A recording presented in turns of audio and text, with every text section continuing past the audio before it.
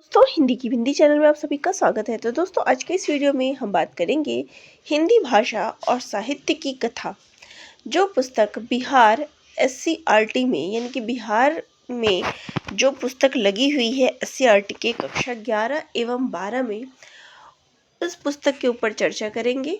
तो उसमें जो टॉपिक दिया है चाहे आप अलग से भी पढ़ लें, पीडीएफ मैंने पहले ही आपको बता दी थी कि कैसे आप डाउनलोड करेंगे, और ऐप भी मैंने आपको बताया था कि आप कैसे डाउनलोड करके पढ़ सकते हैं। लेकिन फिर भी मैंने कहा कि एक बार इस चीज़ में जो भी ज़रूरी चीज़ें दी गई है, यहाँ पे कमी बस मुझे एक लगी, जैसे मैंने उस वीडियो में भी बताया था कि कमी बस ये लगी कि कक्षा 11 का तो आपको ऑनलाइन अवेलेबल है, चाहे वेबसाइट पे चेक कर लेंगे, चाहे फिर अलग अलग वेबसाइट्स पे भी जो है, कुछ वेबसाइट है जो कक्षा 11 की जो पुस्तक है वो उपलब्ध कराती है। ऐप जो है बिहार का, वहाँ भी आपको कक्षा 11 की पुस्तक तो उपलब्ध है, हिंदी भाषा और साहित्य की कथा। लेकिन जो संपूर्ण आधुनिक काल है उसका विवरण हमें कक्षा 12 में मिलता है और वो पुस्तक उपलब्ध नहीं है।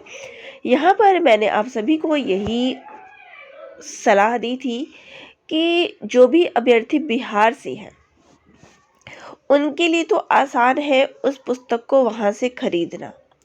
आप कक्षा 12 की हिंदी भाषा और साहित्य की कथा पुस्तक आराम से खरीद सकते हैं, उसको आप पढ़िए। तो उसके अंतर्गत क्या चीज़ें दी गई है, हालांकि ये अलग अलग किताबों में भी अगर आप भक्ति काल आधुनिक काल पढ़ते हैं तो सेम वही चीज़ है, कोई फ़र्क नहीं है। लेकिन फिर भी अगर आप पढ़ लें तो ज़्यादा बढ़िया रहेगा आपको। अगर वो बुक आसानी से मिल रही है तो एक बार पढ़ लें, ठीक है। क्योंकि कई बार जैसे ये बुक है, अब इसमें सबसे पहले हमें शुक्ल जी का कथन मिलता है, तो ये सब चीज़ें जो है महत्वपूर्ण हो जाती है। कोई कथन हो गया, कोई और चीज़ हो गई, ये सब पॉइंट हमें वहाँ से मिल जाएगा। तो आप एक बार उन पुस्तकों को ज़रूर खरीद लीजिए। कक्षा 12 की हिंदी भाषा एवं साहित्य की कथा ये ऑनलाइन उपलब्ध नहीं है, जो मुझे ऑनलाइन मिल रही है मैं आपको बता रही हूँ। अब यहाँ पे देखिए, मैं खुद अगर बिहार से हूँ, लेकिन बिहार में रहती नहीं, मैं दिल्ली में रहती हूँ, तो मेरी यहाँ समस्या है, मैं इस पुस्तक को नहीं मंगवा सकती। लेकिन जो मूल वहाँ पे निवासी हैं बिहार के, वो आराम से उस पुस्तक को खरीद सकते हैं। तो कोई दिक्कत नहीं, आप लोग खरीदिए जो खरीद सकता है। और यहाँ मैं एक रिक्वेस्ट करूँगी कि जो बिहार के विद्यार्थी हैं वो तो इस पुस्तक को खरीद लें, या फिर उनको अगर उपलब्ध हो जाती है तो आप फ़ोटो खींच लें। फ़ोटो खींच के एक बार मुझे मेरे टेलीग्राम पर शेयर कर देना। मेरे टेलीग्राम पे मेरा नाम आप कहेंगे, हिंदी की हिंदी के नाम से सभी जानते हैं, लेकिन मेरा जो नाम है वो है श्वेता। मैं यहाँ पे आपको अपना नाम बता देती हूँ। तो श्वेता झा नाम से मेरा आपको टेलीग्राम पे मिल जाएगा। अब प्लीज़ एक बार मुझे मैसेज कर देना। अब जितनी ये पिक्स होगी कक्षा 12 के पुस्तक की, वो मुझे वहाँ शेयर कर देना ताकि सभी लोगों को इसका लाभ मिल सके। तो जिनके पास भी ये पुस्तक है, एक बार प्लीज़ मुझे आप टेलीग्राम पे मैसेज कर दीजिएगा, इस नाम से उपलब्ध हो जाएगी। चलिए, जो हम टॉपिक पढ़ सकते हैं फिलहाल मैं उन टॉपिक्स को आपको ज़रूर कवर कराऊंगी। चलिए, तो पहला हमारा टॉपिक जो है हिंदी भाषा और साहित्य का आरंभ है। तो इसमें सबसे पहले हमें आचार्य रामचंद्र शुक्ल जी का कथन मिलता है, जबकि प्रत्येक देश का साहित्य वहाँ की जनता की चित्तवृत्ति का संचित प्रतिबिंब होता है, तब यह निश्चित है कि जनता की चित्तवृत्ति के परिवर्तन के साथ साथ साहित्य के स्वरूप में भी परिवर्तन होता चला जाता है। ठीक है, आदि से अंत तक इन्हीं चित्तवृत्तियों की परंपरा को परखते हुए साहित्य परंपरा के साथ उनका सामंजस्य दिखाना ही साहित्य का इतिहास कहलाता है। तो ये उन्होंने साहित्य के इतिहास के संदर्भ में अपना कथन प्रस्तुत किया है। साहित्य इतिहास भी अन्य प्रकार के इतिहासों की तरह कुछ विशिष्ट लेखकों और उनकी कृतियों का इतिहास न होकर युग विशेष के लेखक समूह की कृति समष्टि का इतिहास ही हो सकता है। और ये कथन साहित्य इतिहास के बारे में नलिन विलोचन शर्मा का है। ठीक है, चलिए अब बात करते हैं हिंदी भाषा और साहित्य का आरंभ जो है कहाँ से हुआ है, इस विषय में क्या चीज़ यहाँ बताई गई है। तो देखिए, हिंदी भाषा और साहित्य का आरंभ कब से मानना चाहिए, इस प्रश्न का उत्तर आसान नहीं। वस्तुतः इस प्रारंभिक काल का सीमा निर्धारण हिंदी के हिंदी साहित्य के इतिहास का सर्वाधिक विवादास्पद विषय रहा है। सबसे ज्यादा विवाद जो है इसके समय सीमा को लेके है। हिंदी साहित्य का प्रारंभ वहां से माननी चाहिए जहां से हिंदी भाषा प्रारंभ हुआ है। तो यहाँ कह रहे हैं कि हिंदी साहित्य का आरंभ जो है वहां से माने जहां से इसका आरंभ हुआ है। हिंदी जिस भाषा धारा के विशिष्ट दैशिक और कालिक रूप का नाम है, भारत में उसका पूर्ववर्ती रूप अपभ्रंश है। तो पहले इसका नाम जो है हिंदी भाषा जहाँ से आई है उसका प्रारंभ कहाँ से माना जाता है। यहाँ पे सबसे पहला रूप हमें अपभ्रंश भाषा में देखने को मिलता है। हिंदी भाषा अपभ्रंश से कब निकली? अब प्रारंभ तो आपने कह दिया कि हिंदी भाषा का आरंभ जो है अपभ्रंश से हुआ है, लेकिन ये अपभ्रंश भाषा कब निकली, इस संबंध में विद्वानों और इतिहास लेखकों में मत ऐक्य नहीं है। हिंदी भाषा का विकास एक जन भाषा के रूप में हुआ है। तो कोई भी भाषा पहले क्या है, जन भाषा होती है, यानी लोगों की भाषा। कोई भी जन भाषा अपने प्रवाह की अशून्यता में सदा एक रूप नहीं रह सकती। स्थान और काल के भेद में उसमें रूप भेद में भी स्वतः उत्पन्न हो जाती है, किंतु जब तक उन रूपों की तात्विक एकता सुरक्षित पड़ती है तब तक वे एक ही भाषा का बोध कराते हैं। तो जब तक उसमें आप अन्य चीजें नहीं खोजेंगे, आपको सभी भाषाएं कैसी मिलेगी, समान रूप से ही मिलेगी। हिंदी भाषा ने भी स्थान और काल के भेद से अपनी दीर्घ यात्रा में अनेक रूप धारण किए हैं। तो ऐसा तो नहीं कि सीधी सीधी हमें उसी रूप में प्राप्त हो गई होगी जिस रूप में शुरू हुई थी। तो इसमें भी हमें अनेक रूप, अनेक रास्ते जो है देखने को मिले। मैथिली, भोजपुरी, मगही, अंगिका, वंचिका, अवधी, कन्नौजी, बघेलखंडी, बुंदेलखंडी, ब्रज, खड़ी बोली, बांगड़ू, मेवाती, हड़ौती, मारवाड़ी, मेवाड़ी, ढूंढाड़ी, मालवी, पहाड़ी आदि उसके अनेक रूप भेद पाए जाते हैं। तो हिंदी भाषा के भी इतने सारे रूप देखने को मिलते हैं, किंतु इन सब में तात्विक एकता जो है वो विद्यमान है। अतः भाषा के रूप को भुलाकर तात्विक परिवर्तन के आधार पर ही एक भाषा के अंत और दूसरी भाषा का आरंभ का इतिहास स्वीकार करना अधिक उपयुक्त प्रतीत होता है। यानी कि जब एक भाषा खत्म होगी तभी तो दूसरी भाषा शुरू होगी, और इसी को सबसे अधिक उपयुक्त माना जाना चाहिए। इस दृष्टि से अपभ्रंश को एक अलग भाषा मानकर उसके समानांतर तात्विक आधार पर विभिन्न रूप से विकसित भाषा को पृथक कर देने की आवश्यकता है। तो यहाँ कहते हैं कि अपभ्रंश को भी हम एक अलग भाषा मान के अलग कर सकते हैं। यद्यपि अपभ्रंश अपने मूल रूप में 15वीं शताब्दी तक साहित्य की भाषा बनी रही। तो कब तक बनी रही? तो इन्होंने अपभ्रंश से विकास माना और कहा है कि 15वीं शताब्दी तक जो है ये साहित्य की भाषा बनी रही। फिर भी कह सकते हैं कि तथापि 7वीं 8वीं शताब्दी से ही बोलचाल की भाषा पृथक होकर उसके समानांतर साहित्य रचना का माध्यम बन गई थी। यानी कि ये कह सकते हैं कि जो शुरुआत है 7वीं 8वीं शताब्दी की जो रचनाएं थी, उसी समय हमें दो अलग अलग चीज़ें देखने को मिली कि आम बोलचाल की भाषा अलग है और साहित्य रचनाएं जो है वो अलग हो रही है।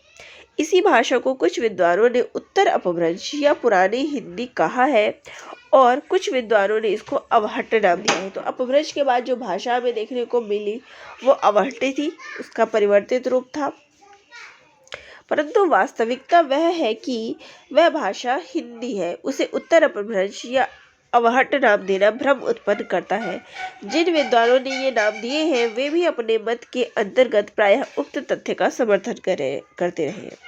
उनके अनुसार अपभ्रंश में तद्भव रूपों के प्रयोग की प्रवृत्ति थी।